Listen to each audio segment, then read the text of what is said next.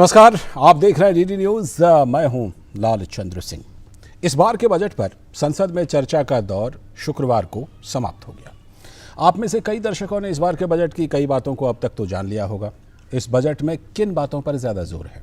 विपक्ष ने आरोप लगा दिया कि ये पूंजीपतियों का बजट है, जिस पर वित्त मंत्री निर्मला सीतारमण ने करारा पलटवार करते हुए कहा कि बजट आत्मनिर्भर भारत के लिए है। उन्होंने ये भी कहा कि सरकार हर वर्ग के लोगों के लिए काम कर रही है, चाहे वो गरीब हों या फिर उद्यमी। और आत्मनिर्भर भारत के लिए हर वर्ग के लिए काम करना जरूरी भी है, जिसकी स्पष्ट छाप इस बार के बजट पर है। तो आज की चर्चा इसी पर, और इस खास चर्चा में आज हमारा साथ देंगे हमारे दो खास विशेषज्ञ मेहमान भी। लेकिन आइए शुरुआत करते हैं इस खास रिपोर्ट से। संसद में बजट 2021 पर चर्चा और इस दौरान हुए सवाल जवाब का दौर राज्यसभा में शुक्रवार को वित्त मंत्री निर्मला सीतारमण के जवाब के साथ ही पूरा हो गया। राज्यसभा में हुई चर्चा का जवाब देते हुए वित्त मंत्री ने विपक्ष के उन आरोपों को गलत और निराधार बताया जिनमें बजट में गरीबों का ख्याल नहीं रखने का आरोप लगाया गया था। उन्होंने जोर देकर कहा कि बजट में खासकर गरीबों की चिंताओं को ध्यान में रखकर ही प्रावधान किए गए हैं। This government's efforts with credible proof of who the beneficiaries are, which are the major schemes, and therefore when the budgetary provisions are made, it is made for the poor, Dalits, tribals, and the students who need desperately all the benefits. And therefore, if you want to speak out, Ujjwala Yojana benefited how many women? And we've extended it to 1 more crore women for whom that Ujjwala will be delivered. Delivery and performance in terms of the last mile connectivity is where we have distinctly shown. वित्त मंत्री ने कहा कि केंद्र सरकार की ओर से 80 करोड़ लोगों को मुफ्त में अनाज, 8 करोड़ लोगों को मुफ्त में खाना बनाने वाली गैस और 40 करोड़ किसानों, महिलाओं, दिव्यांगों और गरीबों तथा जरूरतमंदों को सीधे नकद राशि दी गई है। Number of digital transactions sir via UPI from August 2016 till January 2020, more than 3.6 lakh crores. UPI is used by who? The rich? The corporate? No, not at all. The middle class, the smaller traders, all of them use UPI. So who are these people then? Is this government creating UPI, facilitating digital transactions to benefit some rich cronies, some damads? Not at all. It is helping only the poor. बड़े उद्योगपतियों और अमीरों के लिए काम करने के विपक्ष के आरोपों को धाराशायी करते हुए वित्त मंत्री ने कहा कि प्रधानमंत्री आवास योजना, सौभाग्य योजना, प्रधानमंत्री ग्राम सड़क योजना के लिए ज्यादा किलोमीटर के ठेके देना, क्या ये सब काम अमीरों के लिए किया गया है? वित्त मंत्री ने कहा कि प्रधानमंत्री नरेंद्र मोदी को विकास और सुधारों के लिए पूरी दुनिया में जाना जाता है। उन्होंने कहा कि हमने MSME के लिए कई कदम उठाए हैं। आत्मनिर्भर भारत कोष के तहत हमने मदद की है।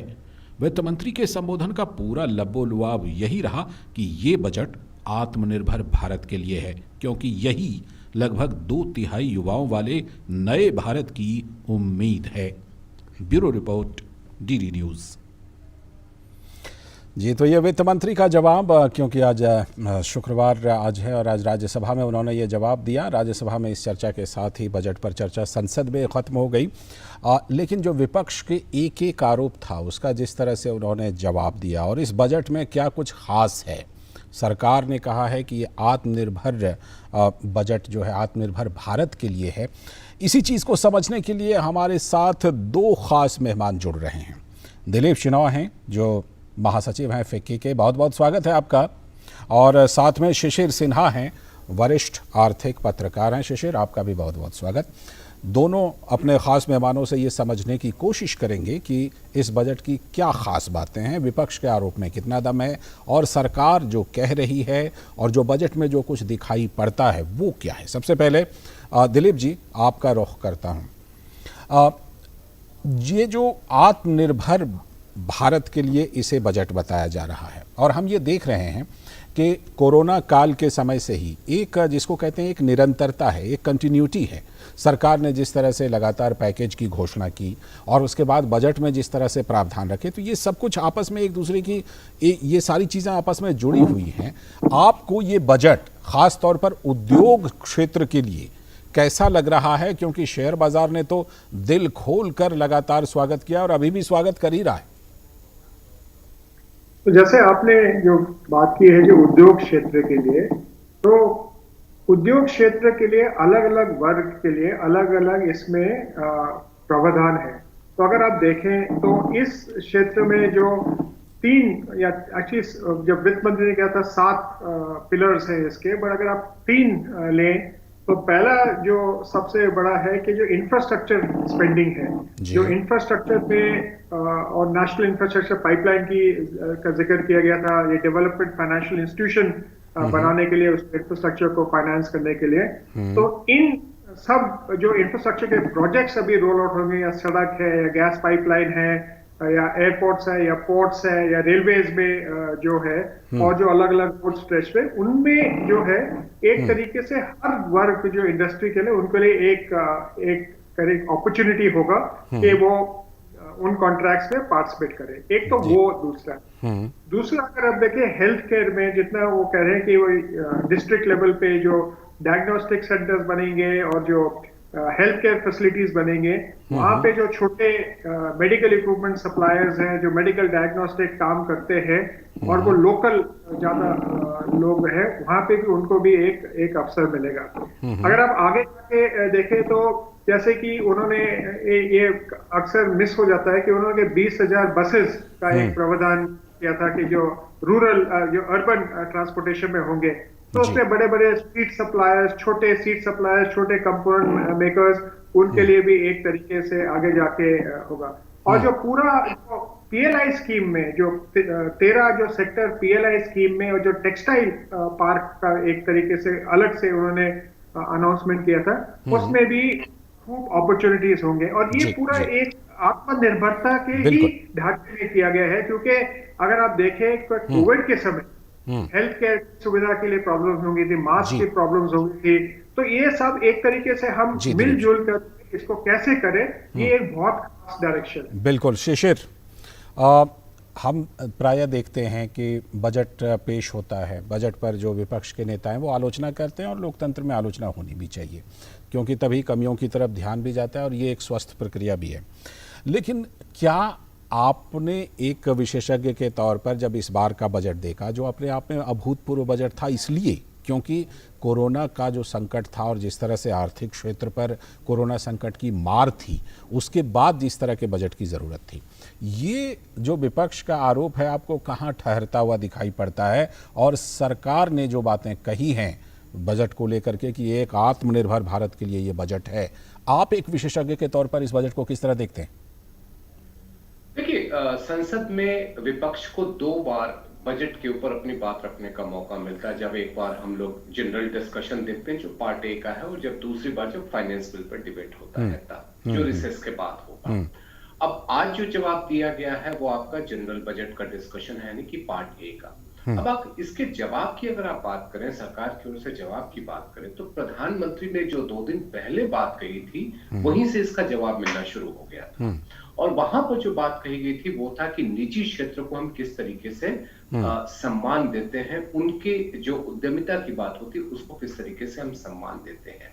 आज वित्त मंत्री ने भी अपने भाषण में इस बात का खास तौर पर जिक्र किया कि हमें जो ईमानदार टैक्स पेयर्स हैं या जो हमारे वेल्थ क्रिएटर हैं, हमें उनका सम्मान करना चाहिए। मुझे लगता है कि जब आप बजट की चर्चा करते हैं तो आपको ये भी देखना चाहिए कि बजट के निहितार्थ क्या है, बजट के मायने क्या है। तो एक तरफ तो बजट का जो आंकड़ा होता है, हम सभी जानते हैं कि 34 करोड़ से भी ज्यादा का ये बजट है, जिसमें से सबसे अहम बात यह है कि 5 लाख करोड़ रुपए से ज्यादा का कैपिटल एक्सपेंडिचर है। जब आप कैपिटल एक्सपेंडिचर करते हैं, और ये एक स्टडी की गई थी आरबीआई की ओर से और एक स्टडी एनआईपीएफपी की तरफ से की गई थी, और उसमें यह पाया गया कि अगर आप कैपिटल एक्सपेंडिचर पर 1 रुपया खर्च करते हैं तो उसका फायदा 2 रुपये 45 पैसे से लेकर के 4 रुपये 20 पैसे तक का होता है। तो अब आप ये समझिए कि जब आप कहते हैं कि 5.25 लाख 5.5 लाख करोड़ रुपए का हमारा कैपिटल एक्सपेंडिचर है, आप उसको उस नजरिए से देखिए कि उसका फायदा कितना होगा, तो वो फायदा आपका 12 लाख करोड़ रुपए से लेकर के 20 लाख करोड़ रुपए तक पहुंच जाता है। ये अलग बात है कि ये रकम, ये फायदा जो है आप कुछ सालों में देखने को मिलता है, लेकिन हमने जैसा कहा कि आपको निहितार्थ समझना चाहिए, उसके बड़ी तस्वीर को समझना चाहिए, और इसीलिए कैपिटल एक्सपेंडिचर के महत्व को जानना है। जी। दूसरी बात जो कि सबसे ज्यादा महत्वपूर्ण है, बजट में आप देखें तो कोई नए टैक्स का प्रावधान नहीं है, और ये जब बहस का जवाब हुआ तो उसमें भी इस बात का खास तौर पर जिक्र हुआ कि हम ईमानदार टैक्स पेयर्स के ऊपर हम कोई तरह का अतिरिक्त बोझ नहीं डालना चाहते, और ये मध्यम वर्ग के लिए बहुत बड़ी राहत है। जब सभी एक कयासबाजी भी चल रही थी कि शायद कोई बॉन्ड हो, कोई सेस हो, कुछ ऐसा लग सकता है, तो वो नहीं हुआ। तो एक तरफ आपका कैपिटल एक्सपेंडिचर का बढ़ना और दूसरी तरफ किसी भी तरह के नए टैक्स का ना लगना, मुझे लगता है कि बजट की दो खास चीज है जिस पे हमें ध्यान देना। चलिए शिशिर, आपके पास फिर से लौट करके आएंगे। दिलीप जी, आपसे खास तौर पर यह जानना चाहूंगा कि MSME सेक्टर जो है उसके लिए सरकार ने आत्मनिर्भर भारत कोष के तहत भी उसको मजबूती देने के लिए प्रावधान किए हैं। हम जानते हैं कि MSME की भारत जैसे देश में कितनी बड़ी भूमिका है, और अगर सच कहें तो आत्मनिर्भर भारत बनाने में MSME की बहुत बड़ी भूमिका है। ये MSME के लिए जो इस बार खास तौर पर प्रावधान किया गया है, इन प्रावधानों को आप किस तरह से देखते हैं, और ये कितना बड़ा एक फैक्टर साबित हो सकता है एक नए भारत में आत्मनिर्भर भारत बनाने के लिए, और यहाँ पर खास तौर पर युवाओं को रोजगार देने के लिए? तो इसमें जो बजट में जो एक बहुत बड़ी विशेषता है कि MSME मंत्रालय के लिए जो पूरा एलोकेशन है जी, वो एक तरीके से डबल कर दिया गया है। तो ये अपने आप में एक बहुत बड़ा कदम है। दूसरा, जो पूरे जो बैंकिंग सेक्टर में जो सुधार ले रहे हैं, और वो NPS का जो बैड बैंक का जो किया हुआ है, क्योंकि MSMEs को क्रेडिट की बहुत आवश्यकता है, और क्योंकि ये बैंकिंग सिस्टम में रिकैपिटलाइजेशन कर रहे हैं, और जो बैड बैंक का जो उन्होंने जिक्र किया, एसेट क्रिएशन का जो जिक्र किया है, उसमें जो है लिक्विडिटी बैंक्स के साथ बढ़ेगी, और वो MSME सेक्टर को एक तरीके से लेंड कर सकते हैं। और अगर आप देखें तो अभी भी जो पहले बजट से पहले, और प्रधानमंत्री ने कहा था कि ये बजट को वो 5 मिनी बजट के पूरे उसमें देखना चाहिए, उनमें जो emergency credit loan guarantee scheme किया गया था, अलग वो एक फंड बनाया गया था, इनोवेशन फंड MSMEs के लिए, और दूसरा जो एक तरीके से वो जो एक स्ट्रेस फंड बनाया गया था, वो भी अभी लागू होंगे। और सबसे बड़ी जो एक चीज MSMEs के लिए किया गया, ये 1% कंपनी का ऐलान। अगर आप देखें तो 1% कंपनी का ऐलान ये बहुत ही एक महत्वपूर्ण कदम है, क्योंकि इससे बहुत सारे जो छोटे उद्यमी है, जो स्टार्टअप्स है, उन सब के लिए बहुत फायदा होगा, और कंप्लायंस के जो ईज ऑफ कंप्लायंस करेंगे वो भी बहुत अच्छा होगा। और तीसरा, एक पूरा ईज ऑफ डूइंग बिजनेस, और ये MSMEs के लिए कंप्लायंस कॉस्ट वगैरह बहुत ही एक तरीके से रुकावट आती है, और उसमें अगर उनके जो कंप्लायंस के और जो सब उनको करें तो MSMEs को बढ़ने के लिए बहुत फायदा होगा। और तो बजट के पहले उन्होंने जो MSME के डेफिनेशन में बदलाव किया था, वो एक बहुत बड़ा कदम है। तो MSMEs के लिए काफी कुछ आएगा, और अगर वो MSMEs के फाइनेंशियल सिस्टम के लिए कुछ और चाहिए तो वो RBI के पर्व्यू के अंदर आता है, और वो बजट के पर्व्यू के अंदर नहीं आता है। और मेरे ख्याल गवर्नमेंट और RBI में बातचीत होती है, तालमेल होता है, तो अगर जरूरत है तो इमरजेंसी क्रेडिट लोन गारंटी को एक्सटेंड कर सकते हैं, मॉनिटोरियम को एक्सटेंड कर सकते हैं, वो आगे जाकर। MSMEs के लिए काफी फायदेमंद बजट हुआ। जी, बने रहिएगा हमारे साथ दिलीप शेनॉय जी भी, और शिशिर आप भी, क्योंकि ब्रेक के बाद जब हम लौटेंगे तो ख़ास तौर पर चर्चा करेंगे कि जो गांव, गरीब और किसान हैं उनको आत्मनिर्भर भारत बनाने में, यानी आत्मनिर्भर भारत बनाने में उनका भी बहुत बड़ा योगदान है, और उनको आत्मनिर्भर बनाने के लिए इस बजट में क्या कुछ खास है। देखते रहिए आप ये खास चर्चा, जल्दी ही लौटेंगे ब्रेक के बाद।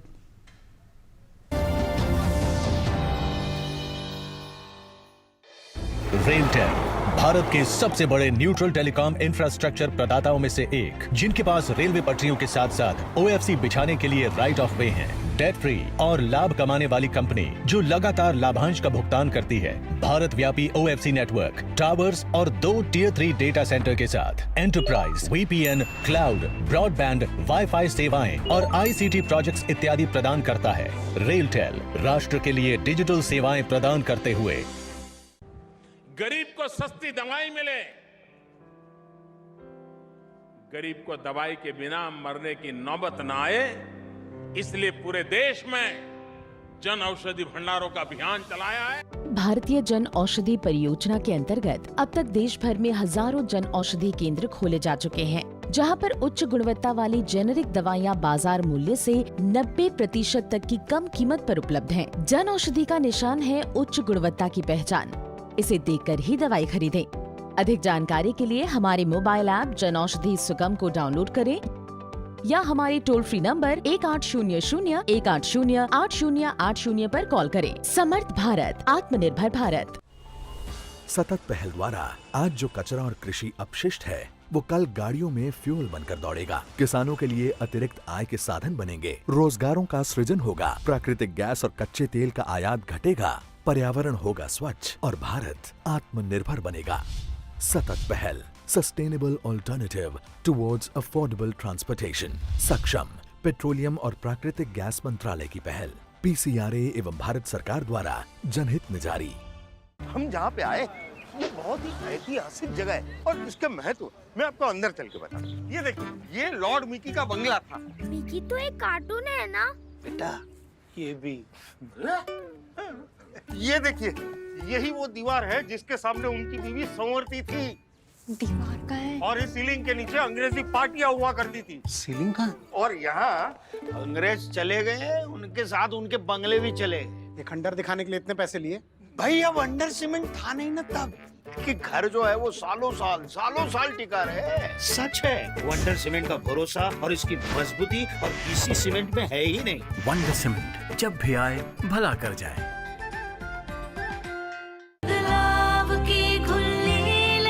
अब जिंदगी में रंग नए। हम जहाँ PNB वहाँ। आप गोल्ड ज्वेलरी खरीदते समय किन किन बातों का ध्यान रखती हैं? मैं गोल्ड ज्वेलरी हमेशा BIS लाइसेंस्ड ज्वेलर से ही लेती हूँ, और वो भी बिल के साथ। मैं ज्वेलरी पर हॉलमार्क और सोने की शुद्धता जैसे 22 कैरेट के लिए 22 के 916 जरूर चेक करती हूँ। मैं बिल पर 22 कैरेट और ज्वेलरी पर 22 के 916 अंकित है या नहीं, ये चेक किए बिना नहीं खरीदती। सोना खरीदते समय ये सब जरूर देखें, ये सोने की शुद्धता की गारंटी है। तो आप भी स्मार्ट ग्राहक बनिए। RailTel Corporation of India Limited. Initial public offer of up to 87,153,369 equity shares of face value of rupees 10 each through the book building process in the price band of rupees 93 to rupees 94 per equity share. Bid offer opens on Tuesday, February 16th, closes on Thursday, February 18th, 2021. For risk factors and other details, please refer to the red herring prospectus available on the websites of SEBI, BSE, NSE and the BRLMs to the offer. Break के बाद एक बार फिर से आपका स्वागत है। DD news पर आप देख रहे हैं हमारी खास चर्चा का प्रोग्राम बजट 2021 आत्मनिर्भर भारत का दृष्टिकोण। हमारे साथ दो खास मेहमान जुड़े हुए हैं। दिलीप शेनॉय हैं महासचिव फिक्की के, और शिशिर हैं हमारे साथ जो कि वरिष्ठ आर्थिक पत्रकार हैं और द हिंदू बिजनेस लाइन के वरिष्ठ उप संपादक भी हैं। बहुत बहुत स्वागत है आप दोनों का एक बार फिर से। और शिशिर, आपके पास आना चाहूँगा। आत्मनिर्भर भारत बनाने की जब बात बनती है तो जाहिर सी बात है कि भारत की आत्मा तो गांवों में बसती है, तो ऐसे में गांव, गरीब, मजदूर, किसान, उनको आत्मनिर्भर बनाने की दिशा में इस बजट में क्या कुछ खास है? दो बातें हैं यहाँ पर। देखिए, जहां तक बात कृषि की है, कृषि को आप इस तरीके से देखिए कि उनका जीडीपी में हिस्सेदारी कितना है, तो 17-18% है। लेकिन अगर आबादी के लिहाज से देखें तो लगभग 65% आबादी और 50% श्रम शक्ति उस पर निर्भर करती है। और किसानों के लिए जो सबसे बड़ी इस अभी तक की परेशानी रही है कि उनका सामान किस तरीके से मंडियों तक पहुंचे, और जो मंडियां हैं उनका किस तरीके से विकास हो। तो इस बजट में इन दोनों बातों पर ध्यान दिया गया। पहला तो जैसे कि रूरल इंफ्रास्ट्रक्चर डेवलपमेंट फंड वहां पर जो साइज होता है, कॉर्पस जो होता है, पैसा जो होता है, वो रकम बढ़ती गई। और उसके अलावा जितने भी एपीएमसीज हैं उनको ये कहा गया कि आप इस एग्रीकल्चर इंफ्रास्ट्रक्चर डेवलपमेंट फंड से पैसा ले सकते हैं, यानी कि उन मंडियों का भी विकास होगा। इसके अलावा दूसरा जो एक अहम काम किया गया कि 1000 के करीब मंडियां हैं जिनको ई नैम से जोड़ा जा रहा है। देखिए, ई नैम का महत्व इसलिए है क्योंकि किसानों को उससे फसल की कीमत का सही अंदाजा लगाने में मदद मिलती है। उन्हें ये भी पता चलता है कि कहाँ बेहतर कीमत मिल रही है। फार्मर प्रोड्यूसर ऑर्गेनाइजेशन की ये ई नैम काफी मदद करते हैं, तो उससे जो किसान है उसकी आमदनी बढ़ाने में मदद मिलती है। एक पहलू ये है।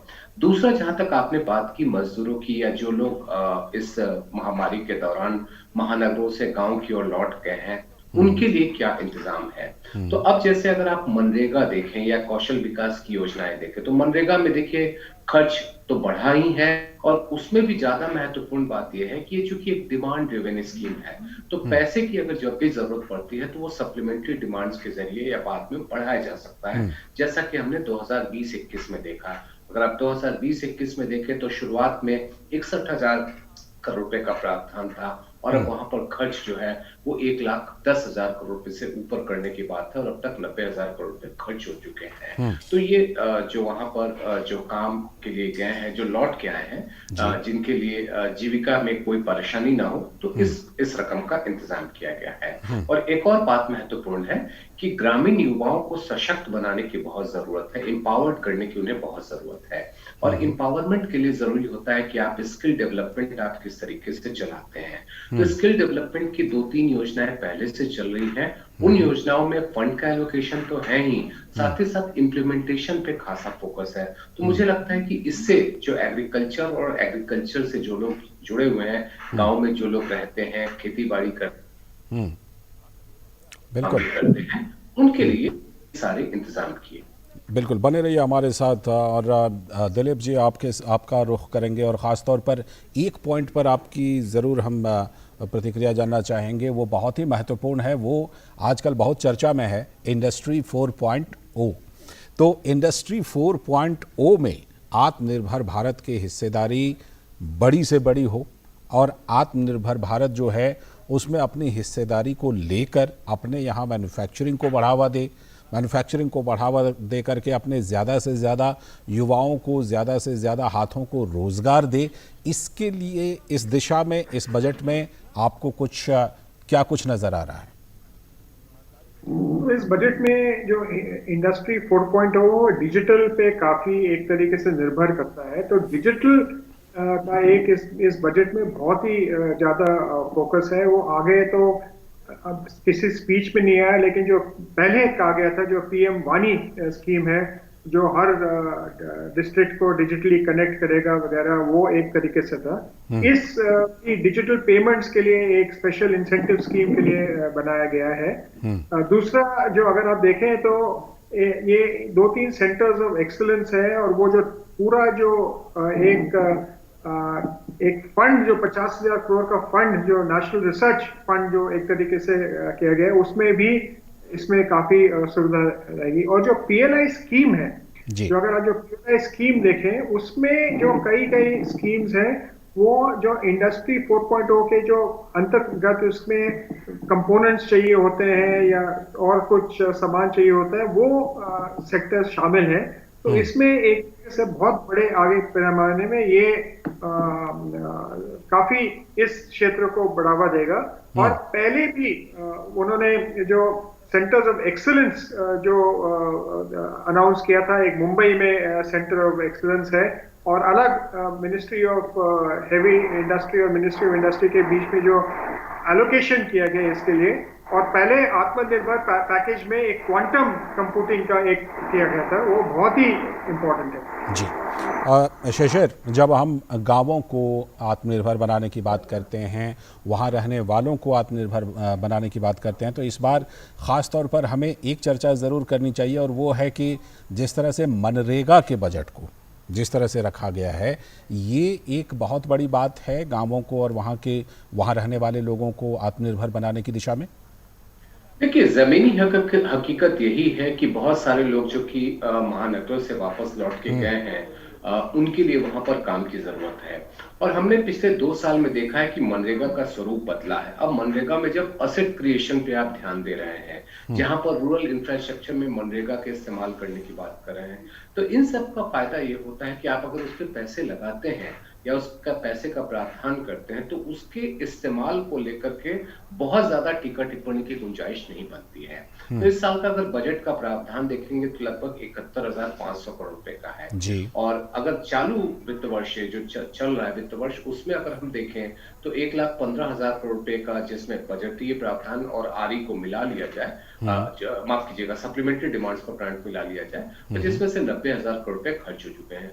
मुझे लगता है कि मनरेगा को सिर्फ इसलिए नहीं देखा जाना चाहिए कि वो गांव में एक रोजगार का साधन है। मनरेगा को इस तौर पे भी देखा जाना चाहिए कि ग्रामीण इलाकों में जो असेट क्रिएशन है उसमें ये कितना ज्यादा योगदान कर रहा है। गांव के आसपास की जो विकास की बात है उसमें मनरेगा किस तरीके से योगदान कर रहा है, सब चीज पर उसका असर पड़ता है, क्रय शक्ति पर असर पड़ता है, का ज्यादा महत्व पता चले। चलिए, बहुत बहुत शुक्रिया दिलीप शेनॉय जी आपका भी और शिशिर आपका भी जुड़ने के लिए और बजट की खास बातों को समझाने के लिए बहुत बहुत शुक्रिया आप दोनों का।